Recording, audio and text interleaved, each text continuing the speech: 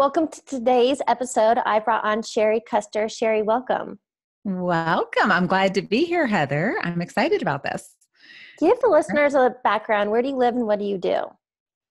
So I'm in basically Denver, Colorado, and I actually have two businesses. So I've been in business consultant for years and years and years, and really working with anything from the small businesses all the way up to the multi-million-dollar bigger businesses, and even consulting in some pretty big, significant companies. And then another project that I started, actually launched 2 years ago in my head, and that's actually the Brilliantista project, and that's something that is all about women. And so that's just, I'm a supportive person, and I love sharing the things that I know and with everybody. So that's what I do. What is the message behind Brilliantista? So Brilliantista basically the tag is to elevate your brilliance, your lifestyle, and your business. And really the message behind what we do there really, I always say there's like an underlying current to everything I do. And it's all about bringing women together. And it's not so much in the sense of just let's all be friends, but it's more about understanding and also understanding the wealth of content and information and value that we all have. And when we do come together, we can pretty much do just about anything. So that's one of my biggest underlying messages that exist in everything we do. So I step up first and I share everything I know and offer the opportunity for other women to do the same. And that is so powerful because community is everything. And I believe so many people are seeking community. So I'm happy to hear that you're creating that. Yes, absolutely. So My whole life. what I would love to dive into is something that we discussed in this whole creating consciousness on a deeper level, which, it's meditation and going within, because so many people spend time seeking answers outside of them, Google and YouTube, and asking everybody else's opinions and judgments. So how do we dial that back and go inward? Okay. So first off, I love all the analogies. I have one of my own, and I say this only because I heard it from somebody else, and she was walking around and she goes, "Are you my mom? Are you my mom? Are you my mom?" And when she said that, it was to a whole bigger story. But what I realized is we're all these little birdies, and we're all seeking this kind of inner knowing or this outer knowing of the answers that we're looking for. So, our parents pretty much were supposed to teach us what we needed to know. Some of us had that opportunity, some of us didn't, but we were left at a certain point in our lives, no matter what point that is, where we have so much that we're still trying to figure out. We're still trying to know. And as I mentioned when we talked before, it doesn't have to be even the deep knowingness. It literally could be like, where are my keys? Or, how do I make money? Or what should I be when I grow up? And many of us have heard the story about Dorothy and the Wizard of Oz. And at the end of the movie, Glinda the Good Witch, which I was for Halloween this year, she said, it's within you. You've had it with you all along. And I'm not going to sit here and say oh, I've been walking this path my whole entire life, because I have been just like everybody else, always looking and seeking, always looking and seeking. I'm a seeker of knowledge and information. That is probably a big title that will sit on my, my tombstone. But at the same time, I figured out how to actually access the most valuable resource, and that was the within. And so we can talk about that. I mean, a lot of people talk about meditation, and it definitely is a practice. Meditation for me, I don't do it every single day. I definitely want to make intention of making that a daily habit. But when I have had, and for me, sitting there in silence it's like a struggle. And so for me, I know there's power in a moving meditation, walking in nature. And I've gotten inspired thought literally out walking my dog with no noise, no music, no podcast, nothing. And that's when inspiration comes. So maybe you could talk about meditation, but then other ways of going within or tapping into that infinite knowledge. Okay. Yes. Okay. So first off, confession. I was the girl who, yes, I read all the information. I got everybody's, message. If you want to be successful, do all of these things, and meditation was one of them. And I would sit there in the morning and I'd set a timer. I said, set a timer for 4 minutes, because to sit still was just not my thing. I would warn everybody. I said, listen, if you want me to go to something or you want me to do something, like, I cannot sit still. So if you see me step up and walk in the back of the room, just know I'm not trying to be rude. It's just who I am. So I get it. The whole concept of, how do you sit still and be still? So I'll tell you about that. And then I love the concept of moving meditation. The being that I have done now both, because I'm a yogi. So yogi, we're all about meditation through movement and just going within. There is some component that I was never able to get to until now, doing what I do now. So I'll talk about both of those. Does that sound good? Okay. So for everybody out there, if you're like, Heather and I, where we're both sitting there saying, like, we got to figure out how to do this because we hear it's so wonderful. The first thing I would say to everybody is just give yourself that big, huge exhale and say, listen, I'm just going to just do what I can and never, ever, ever put the pressure. My meditation this morning was literally removing the negative talk to myself, right? That judgment, that self-judgment is the most judgmental part of who you are. You're judgmental of yourself. So you got to let that go. Okay. So that's that. The next part is it's the movement meditation is really good because, yes, it does, shut off all the devices in our lives, all the external things, all the Google worlds, all the wonderful audiobooks and all of that, and just allow your thoughts to flow. And that's wonderful. And it is great and wonderful insights. Yes. Like you said, they come and they come and they come. Sometimes though, we're still connected. Our eyes are still open. There's still information. We're still in action. Our bodies are still moving through things, and it's not allowing us the creativeness that happens when our eyes are shut. And if I were, just as a thought just pops up, is like, as a blind person, your senses become more in tune. And there's a lot more that happens that just can't happen with eyes wide open and movement and a lot of other things that happen. So, okay.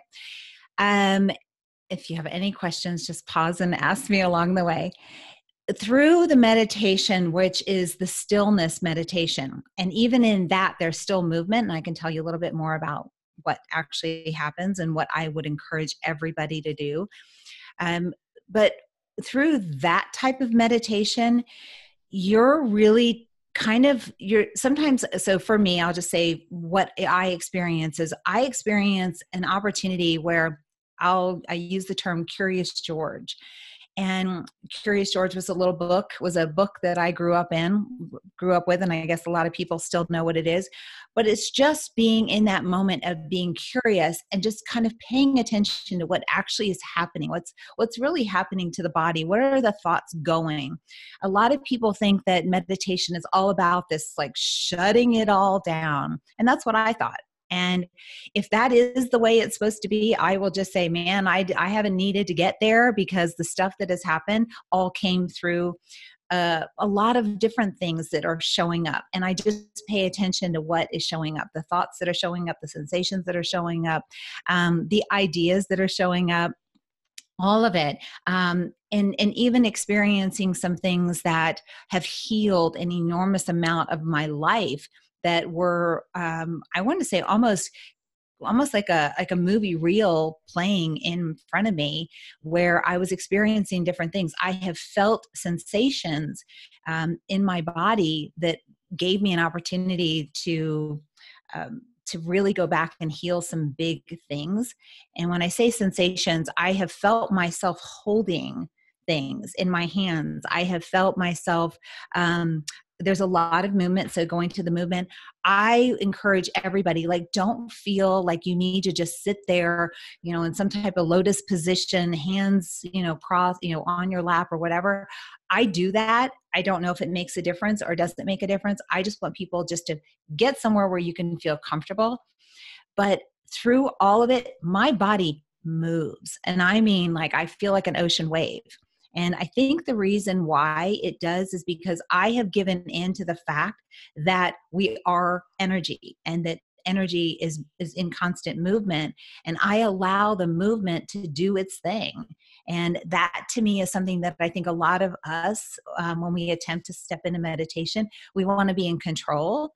And so we're not allowing the fluidness of it all. Like, if you just visualize us as if we are just water, and water has to move, and if it doesn't move, it pretty much will get around to what it needs to get around to, in one way or another. So allowing movement to happen allows things to get through and to you a lot easier than it is for you to sit there and, hold into resistance as if you have to sit still. So I talked a little bit, but I don't know if I haven't yet explained how I do it, but you go ahead and let me know. I think important things that you've touched on is, and I think it's a societal norm, a conditioning, that we are conditioned to be human doings, and we're always busy doing. And I absolutely despise the term hustle and grind, because what I follow in spirituality, A Course in Miracles, and other things, it's about we are human beings. We are meant to be. The struggle is not real. The struggle is a choice. And that when you can get in the silence and in the meditation, and as you stated, allow, life is, it can be effortless when you allow, when you let go of the resistance of the doing, then it just flows so naturally. Yes. Yes. Can I add something here? Only because I have a house full of people. I have a husband, and I have kids and grandkids and everybody. And I have lots and lots of friends. And anytime we've talked about this whole concept of meditation, I just want to share a little bit of kind of what I see in their response and reactions, because I think that for people like you and I who have an understanding of this beingness, of this allowing flow and allowing the sensations to happen in the body, it's great. But for a lot of people, they're just not there. And I think that what Heather is doing through your whole message really has to do with this mindset.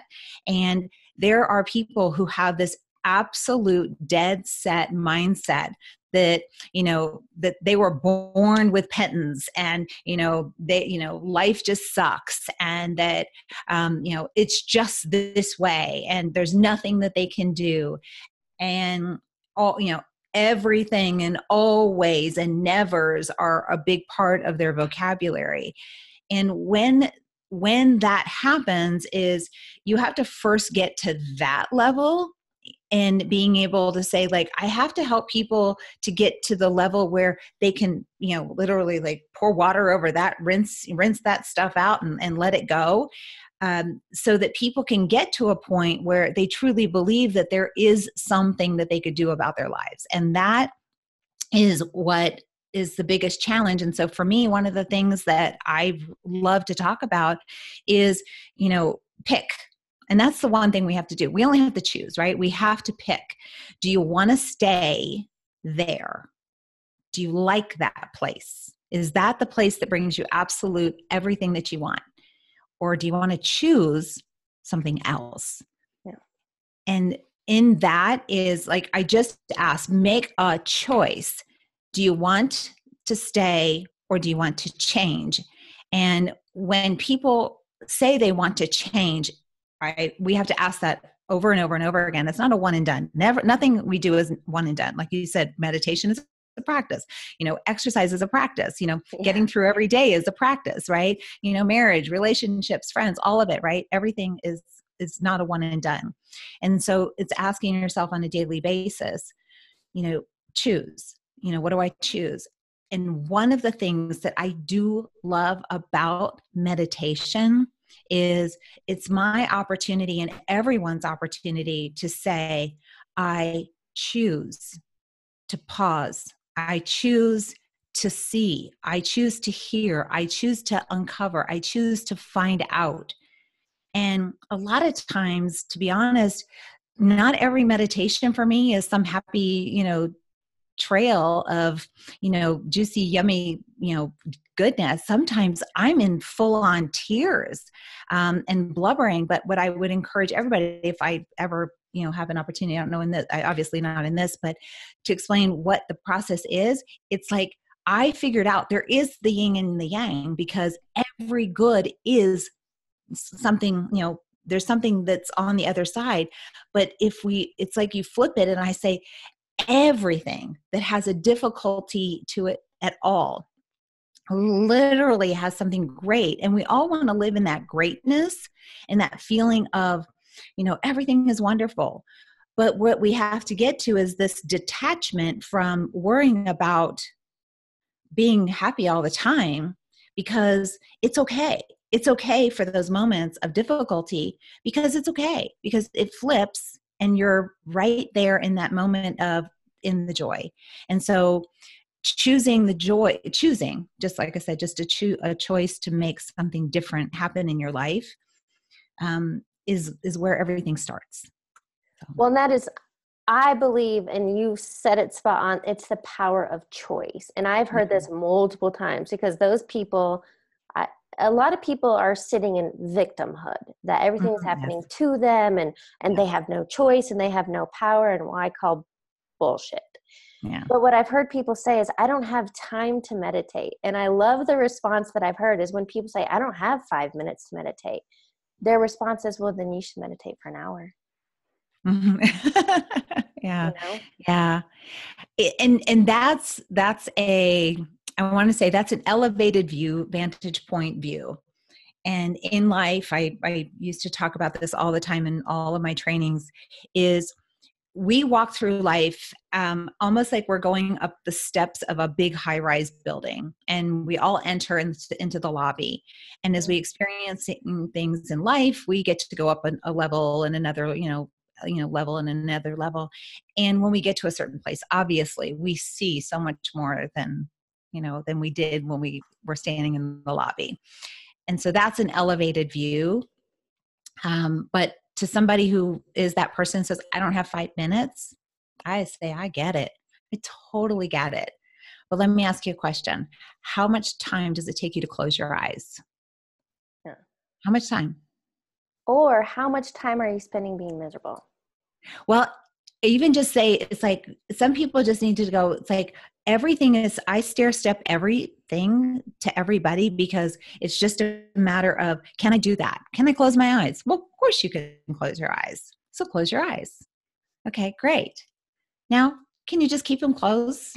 Count to 10. Just keep them closed for 10 seconds. Can you do that? Awesome. Great. You're done for the day. You're done. No more, no less. Just you're done. Stair stepping people to the things where it's like, it's you're building competence in anything that you're going to do. And all of that to me always starts with this knowledge. I have a thing that I call you're gathering evidence. Can I do this? Well, okay, what are the steps that need to happen in order for me to do this? Well, closing the eyes is one of them. Sorry, I will turn off my little notifications, which I normally turn off. But yeah, it's having this knowledge. Whoops, I didn't mean to do that. Hold on. Sorry about that. Having this knowledge of all the different steps that it takes to getting somewhere, that's what gets people moving in the right direction. Well, and I love that analogy that you used. And I heard it this morning. I was listening to Motiversity on YouTube. I love them. But I think it was Will Smith talking. And if you want that brick building, you have to lay one brick at a time. So your example, 10 seconds, that is great. And slowly build upon 10 seconds. Because I believe why most people fail or get to overwhelm is they think, oh, I have to sit and meditate for 10 minutes. Mm-hmm. Yeah. You're right. Start with 10 seconds and build up. Yeah. And just to that in itself, I'll just share this with you, is when I first started, I gave myself this 4 minutes. I told you it was 4 minutes, and I antsy-pantsied myself through those entire 4 minutes. For years, I antsy-pantsied myself for 4 minutes.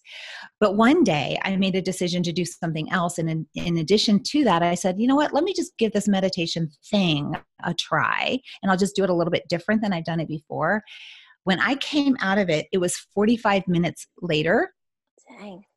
And I jumped out of that like a kid in a candy store on Disney's Main Street. I was so excited. I said, oh my God, I want to do that again. Mm. And that is something that we all have to get to. We don't want to do anything that we can't stand. But when you can get there and you get to a place and you can do it in a way that allows you to get excited about it, you're just going to keep doing it again and again. And that's why people who do meditate, they do it again and again because of what they're getting out of it. And there's nothing else. There's nothing else that I've ever done in my life that gives me what it gives me. So That's that's why I awesome. do it. There's something else I really want to touch on, and we kind of started it in the beginning, but it's that answers are found within. And so how do you get to a point where I believe in answers come in? One thing I've learned is letting go of the how, because we think we're going to get answers in one way or results will come in one way. But how do you ask and allow so you can receive in whatever avenue you're meant to? Okay.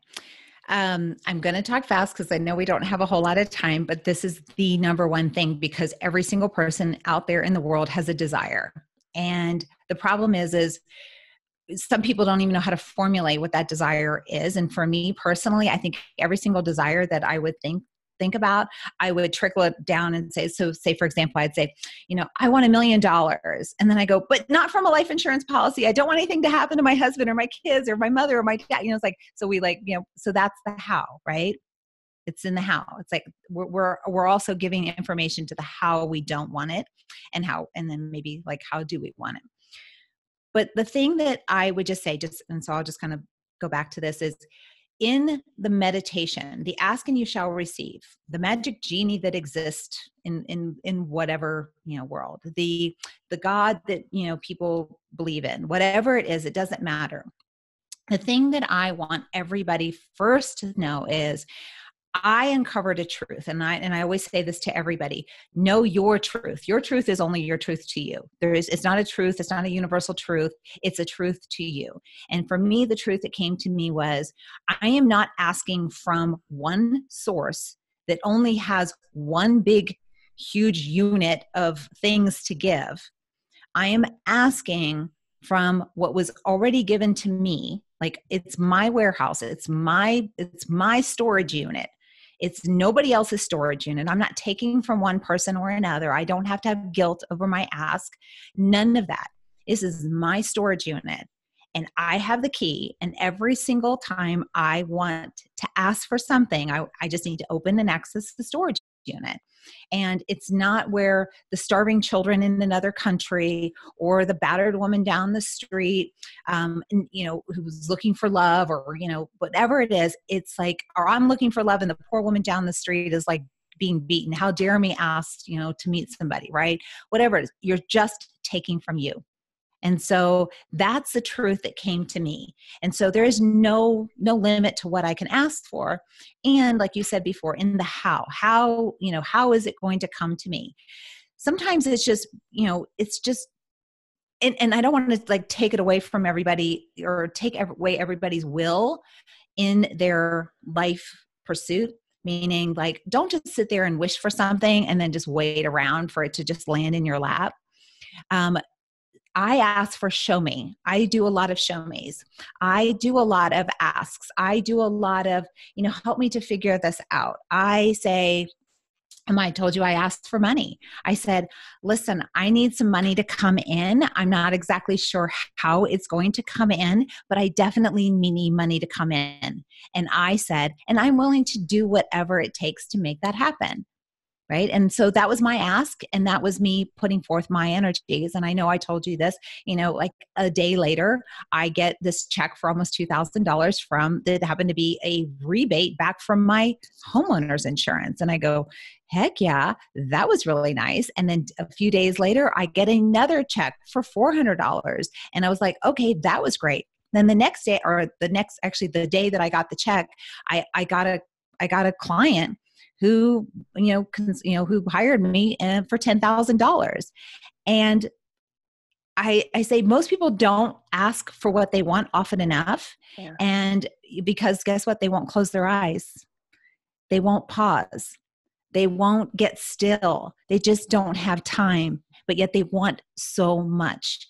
And if and you've heard this being said, I don't listen to a whole lot of people who say these types of things. I spend all my time reading all kinds of other stuff, but for me, I know it exists. And that is, people say, if you were told that spend 15 minutes every day just getting still and, being receiving, and you'll have everything you've ever wanted, wouldn't you do that? Who And wouldn't do that? right. Would you do that? But that's that choice, and Yeah. people have to make the choice. But again, people don't believe in it. So therefore it doesn't happen, or they attempted it or tried it or whatever. Again, it's not a one and done anything. Nothing is a one and done. And so it's just, I put it out to your community, don't give up. I'm glad I kept trying. I'm glad I kept, putting myself in a position where I could get still. One bit of advice that I did for myself that maybe will help everybody else is, I said, I'm not going to look for somewhere that's silent and quiet. I just am going to let the noise do what the noise needs to do and allow it to be part of what's flowing around me, because that took me out of the control in the driver's seat and allowed the energy to just do what it needed to do. You know what I love about something you just said, because I've never heard that perspective. I've heard it kind of in other ways, but you said it so clear, is that when you ask, you're not taking from somebody else. When you're asking, that's your own personal vault storage, whatever it may be, and it's already there. So whatever it's already there. We just have to ask. And I love that. That was such a great visual and reminder that I'm not taking from somebody else. It's already mine. Yeah, it is. And that gives, I've got goosebumps from head to toe. It is the greatest truth, because I live in guilt, like a lot of us do. We live in guilt. I've my tombstone, my official tombstone, which I realized I'm not even getting buried. I'm going to be cremated, but somewhere in my eulogy, it will be, "Here lies Shari. She gave it all away." I am more of a giver than I am a taker, and it's hard for me to receive. And so once I realized for myself, it was like, oh, wait a second, girlfriend, this is your storage unit. Oh my gosh. And it is busting. It is like, I don't know, if you live in Colorado, you'll see we have storage units going up as fast as apartment buildings are going up. But we own the whole thing. Every unit has so much in it, and it's just a matter of us tapping into it. Yes. Okay, so question for you. What is a key takeaway you want listeners to get from this conversation? You're worth it. You're worth it. You're worth the minutes. You're worth the time. You're worth the day. You're worth it all. Another is whatever is doesn't have to be. And nothing is forever, unfortunately. I do this constant thing in my life where I said the sun will come out tomorrow. And no matter what today is, you better be ready for tomorrow, because, if we're lucky, we get to rise again. So, yes. Okay. So I have a few rapid fire questions for you to wrap up this interview. Okay. The first one being, what is a quote or motto that you live by? Unfortunately, there's a book that just got released, but I have lived by it my entire life. I think I'm older than the author of this book, but it is Everything is Figureoutable is the title of the book. Yep. And I would highly recommend it to everybody. And no matter what crappy situation, no matter what victim mode you want to put yourself into, because you will, and you're going to sit there in resistance and go, no, it's not. No, it's not. I'm just going to say, this chick has pulled herself and figured shit out my whole entire life. And I want everybody else to do the same. And I did never say everything. I said, don't worry, we'll figure it out. That's what I was like. I'll figure it out. I'll figure it out. No, I'll figure it out. I'll figure it out. So I'm sometimes called Google in my house. So I'll figure it out. That book is by Marie Forleo. I read it as well. And she's somebody I followed for years. And she's so peppy and energetic. And I actually just saw her speak live last weekend. Love Yay. Marie. And I agree. Even if you don't read the book, literally the premise is everything is figureoutable. Yeah. Yep. Okay. Second question for you. What is a book you're currently reading or highly recommend aside from that? Okay, well, first off, I have been spending the last 3 weeks putting together what I call the Brilliant Things list. And on that list, there are some books. And one of them, well, it just depends. It depends on what people are interested in. But I think Brendon Burchard's book, which I resisted, I owned for a very long time, which is The High Performance Habits of Highly Successful People. It just depends on if somebody's driven and trying to pursue things. There was actually a book called The Girl Code, and I really enjoyed that. And that one, and I can never remember how to say her name, but it'll be on the list. But anyway, if Everything is Figure Outable is on the list as well. There's actually a book that it's called How to Improve Your Marriage Without Talking About It. And I read that book and I said, oh my gosh, every single male, female, right? So every single person on the planet needs to read this book, because it was an insight and information about who we are as women and who we are as men, and the stupid expectations that we have and why we fail. So those All are right. some of them. Many tidbits. Yeah. Okay. Final question. What advice would you give your younger self? Advice I would give. How about, can I just tell her something? Because by the way, this is something we do in I do in meditation. It's like, damn, you're awesome. That's what I tell her. I actually tell her that. And the reason I tell her that is because, boy, like I said before, we are so critical of ourselves, and I just want us to be proud of who we are. And if we are, we could just keep going. So that's what I would tell her. I love that. It's a fabulous note to end on. Shari, thank you so much for joining me and sharing your insight. Well, I have loved this, Heather. Thank you so much. And I think what you're doing, again, like I said, mindset, it starts there. So that's what we have to fix.